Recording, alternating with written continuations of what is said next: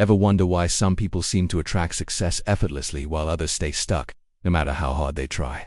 The truth is, it's not just hard work, it's programming. Your subconscious mind is quietly running the show behind your thoughts, habits, and results. In this video, you're going to discover 8 powerful steps to reprogram your subconscious mind for success. Based on the insights from Manifest by Roxie Nafousi, these are practical shifts that can help you break limiting beliefs, align your mindset, and start attracting the life you actually want. But before we dive in, make sure you subscribe to Mindcode Vault. Hit the bell icon, and don't forget to like, share, and comment your biggest takeaway, because your support helps this channel grow and brings you more powerful content like this. Now let's unlock the mindset that changes everything. Enjoy the video. There is a version of your life you have imagined.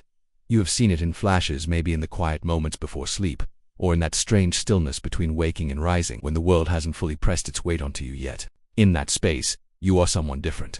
You are calmer, more certain, more alive. You have the relationship that feels like home, the work that doesn't hollow you out, the financial freedom that doesn't keep you up at night doing math that never adds up. You have seen this version of yourself. And then the alarm goes off, and you return to the life you actually have. And somewhere in the transition, you tell yourself the same quiet lie you have been telling for years. That version of you is not really possible. Not for someone like you. Not with your history, your circumstances, your particular collection of wounds and missed chances. And so you keep living the smaller life, not because you don't want more, but because some part of you, deep, wordless, and extraordinarily powerful, has already decided you don't deserve it. You can't sustain it, or simply aren't built for it. That part of you is your subconscious mind.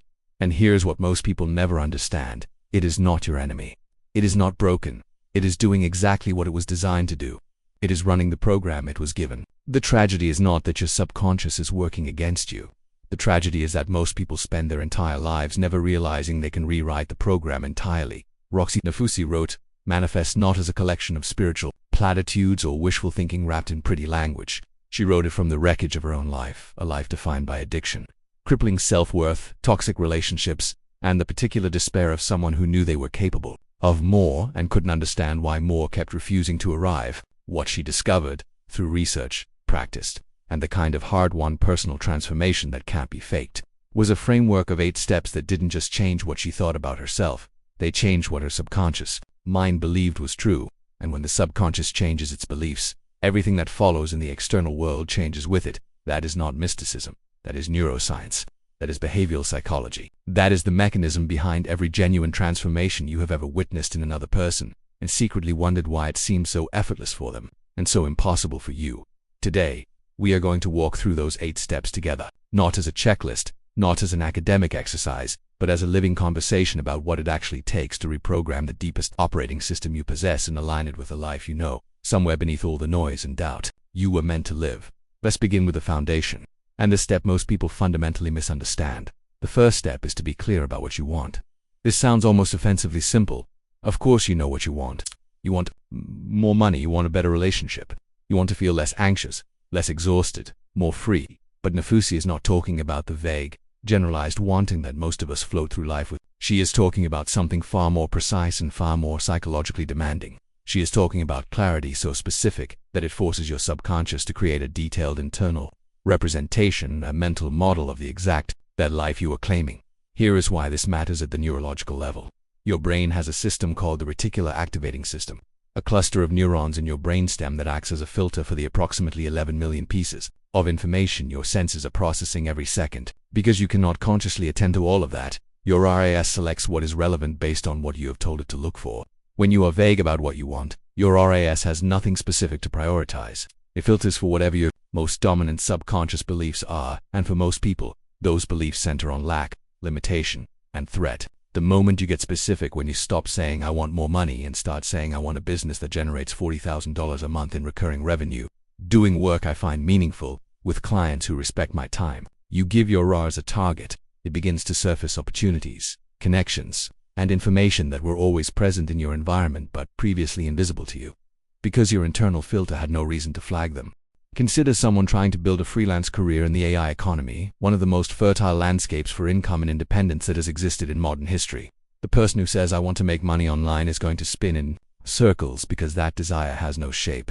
The person who says "I want to become the go-to AI content strategist for e-commerce brands doing between 1 and 10 million in annual revenue" and I want 3 anchor clients at $5,000 a month each within the next 6 months. That person is going to start seeing the exact LinkedIn posts, the specific communities, their precise outreach opportunities that were always there. The clarity is not just motivational, it is neurological. It changes what you perceive as possible.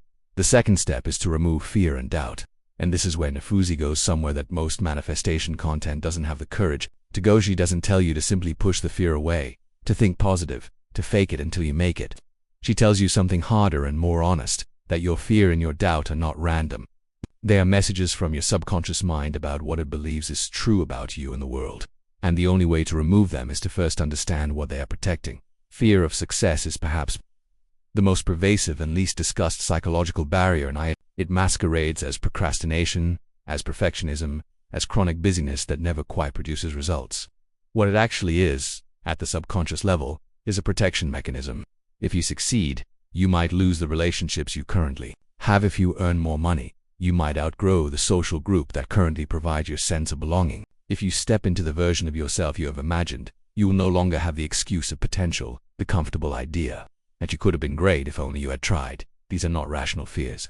They are subconscious ones, and they are extraordinarily effective at keeping you exactly where you are. Nafousi's approach to removing fear and doubt involves a practice of radical self-inquiry, combined with deliberate action in the direction of the fear.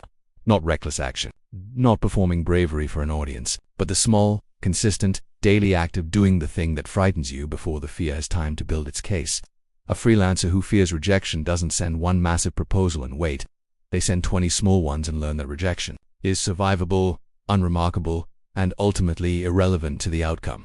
A person who fears vulnerability in relationships doesn't deliver a dramatic confession. They share one true thing about themselves with someone they trust and discover that honesty, rather than destroying connection, deepens it. The fear dissolves not through argument but through experience. You reprogram the subconscious by giving it new evidence.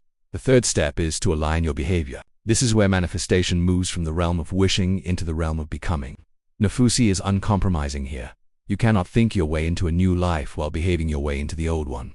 Your subconscious mind pays attention, not to what you say you believe or what you aspire to believe. It pays attention to what you do. Every action you take is a vote cast in the election for what kind of person you are. And the subconscious tallies those votes with extraordinary precision. If you say you are building a successful business but you sleep until noon and spend your afternoons scrolling, your subconscious registers that behavior as evidence that you are someone who does not actually prioritize success.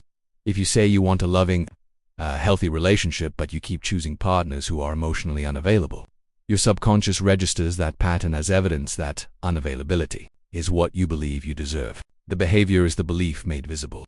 You change the belief. You have to change the behavior, not once, not dramatically, but consistently and cumulatively over time. The practical implication of this step is that aligned behavior doesn't what has to be perfect or heroic. It has to be congruent. A person serious about financial transformation doesn't need to make $1,000 tomorrow. They need to spend 30 minutes today learning something that moves them toward that goal. They need to track what they currently spend with honest attention. They need to make the call they've been avoiding, send the email they've been drafting in their head for a week. Each of these actions, small as they appear, sends a message to the subconscious. This is who we are now. This is what we do. And the subconscious, which is fundamentally a pattern-recognizing machine, will begin to update its model accordingly. The fourth step is to overcome the blocks.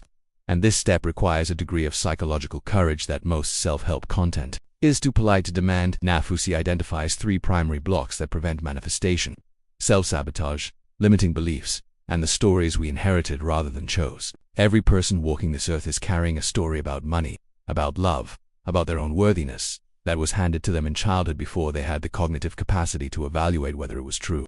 Some people were told, explicitly, or through example, that money is shameful, that wealth corrupts, that wanting more is greedy. Others were shown, through the behavior of the adults around them, that love is conditional, that safety is temporary, that the people you need will eventually leave. These stories live in the subconscious not as beliefs but as facts, unexamined, unquestioned, and deeply operational. The work of overcoming blocks is the work of archaeology. You have to excavate the story before you can rewrite it. Nafousi suggests practices of journaling, of asking yourself why you believe what you believe about money or love or success, of tracing the belief back to its origin point, not to blame, not to stay in the past, but to see the story for what it is, a story, written by people who were themselves operating from their own inherited limitations. When you can see the story as a story, you can choose a different one. You can write new evidence into your history by taking new actions, forming new relationships, making new decisions, each of which becomes a brick in the foundation of a different subconscious architecture. The fifth step is to practice gratitude. But Nafousi's conception of gratitude is not the performative listing of blessings that gratitude journals have become associated with in the wellness industry. It is something more neurologically specific and more personally demanding. It is the practice of training your subconscious to register abundance rather than lack as your dominant experiential reality. Here is the psychological mechanism. The human brain has what researchers call a negativity bias, an evolutionary inheritance, that makes threatening or negative information more cognitively sticky than positive information. This was adaptive when the threats were predators and starvation. It is maladaptive when the threat is a difficult email from a client or an awkward conversation with a partner, because it means your subconscious is constantly cataloging what is wrong, what is missing, what is dangerous, and building an internal model of reality defined by deficit. Gratitude, practiced with genuine attention rather than mechanical repetition, interrupts this bias. It trains the brain to surface what is present rather than what is absent. And when the subconscious begins to register your life as one characterized by abundance, by health, by relationships, by small daily pleasures, it begins to expect more of the same. The expectation of abundance is itself a powerful attractor of opportunity. In a practical context, consider the entrepreneur who sits down each morning not just to list 3 things they are grateful for, but to feel, with real specificity and emotional depth, the texture of those things, the warmth of a coffee cup, the freedom of working for themselves, even if the numbers aren't yet where they want them to be. The fact that they woke up with their capacities intact and another day available to them. This isn't toxic positivity. It is a deliberate recalibration of the subconscious toward an abundance-oriented framework, one that will begin to inform every perception, every decision, and every interaction throughout the day. The 6th step is to use the present moment. This is perhaps the most contemplative of the 8 steps, and in some ways the most radical. Nafousi draws on the truth that the subconscious mind does not experience time the way the conscious mind does. It does not distinguish between a vividly imagined future event and a present one with the same emotional intensity. This is why anxiety works the way it works. Your subconscious can generate the full physiological stress response to a threat that hasn't happened yet and may never happen. The same mechanism, applied deliberately, can generate the full emotional experience of a desired future outcome and begin wiring your neurology, as if that outcome were already real. The practice here involves what Nafousi calls living from the future, inhabiting, in your daily behavior and emotional state, the version of yourself who has already achieved what you are working toward. This is not about deluding yourself.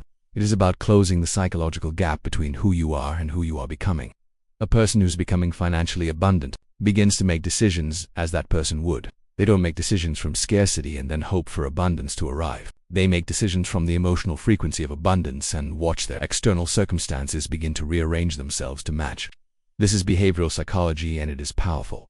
The 7th step is to detach from the outcome. And here Nafousi navigates a paradox that defeats most people. You must want something intensely enough to align your entire being toward it, and simultaneously hold it lightly enough that its absence doesn't send you into the grip of desperation. Because desperation is itself a subconscious signal, a signal that says, I don't have this. I might never have this. I am living in the story of not having this. And the subconscious, which builds reality from belief, will oblige. Detachment is not indifference. It is trust. It is the deep internal confidence that you are on the path, that you are doing the work, that you are becoming the person who receives what you have asked for, and that the exact timing and form in which it arrives is not yours to control. This is psychologically freeing in a way that transforms the entire experience of pursuing a goal. Instead of white-knuckling your way toward an outcome while terror drives every decision, you move with a kind of grounded openness. You do the work. You remain alert to opportunity. You act with intention, and you release the compulsive need to monitor and manage the result. In business terms, this is the difference between the founder who is in a constant state of panic about metrics and the one who executes consistently and trusts the compounding. Both want success equally. Only one creates the internal environment in which it can sustainably arrive. The 8th and final step is to trust the universe, or, if spiritual language doesn't resonate with you, trust the process. Trust that the forces of cause and effect, of human psychology, of compounding behavior, of pattern and opportunity, are working in concert with your intention.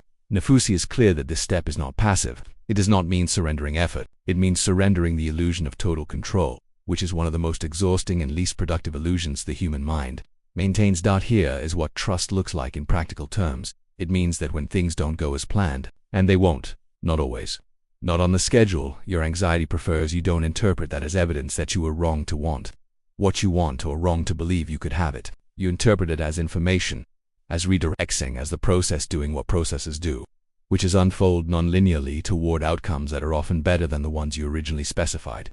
The person who builds this kind of trust is not naively have done the work of the previous 7 steps. They have gotten clear, they have dismantled fear, they have aligned their behavior, they have excavated their blocks, they have cultivated gratitude, they have lived from the future, they have released desperation. By the time they arrive at trust, it is not blind faith. It is earned confidence in a system they have learned to work with rather than against. Now, here is the most important thing you can take away from everything we have explored today. These 8 steps are not a sequence you complete once and file away. They are a practice, a daily, ongoing, sometimes uncomfortable practice of choosing in the face of old programming, in the face of fear, in the face of evidence that seems to contradict what you are working toward to be the person who deserves the life you want.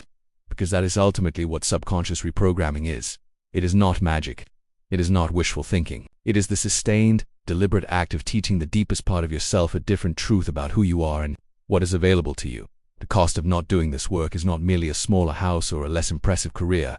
The cost is a life lived at a fraction of your capacity, haunted by the persistent and accurate sense that you were meant for something more and chose, not through malice but through unconsciousness, to stay small. That ghost of unlived potential is one of the heaviest things a human being can carry, and you have been carrying it long enough. What would happen if, starting today, you stopped negotiating with your own greatness and started insisting on it? What would happen if you gave your subconscious mind not the story of what has been, but the blueprint of what is possible, and then did the work, every single day, to make that blueprint real? The answer, if Nafousi's work and the behavioral science that underpins it are to be believed, is everything you have already imagined in those quiet moments before the alarm pulls you back. That version of your life is not a fantasy. It is a destination, and the map to get there begins always, only, immediately in the mind you already have.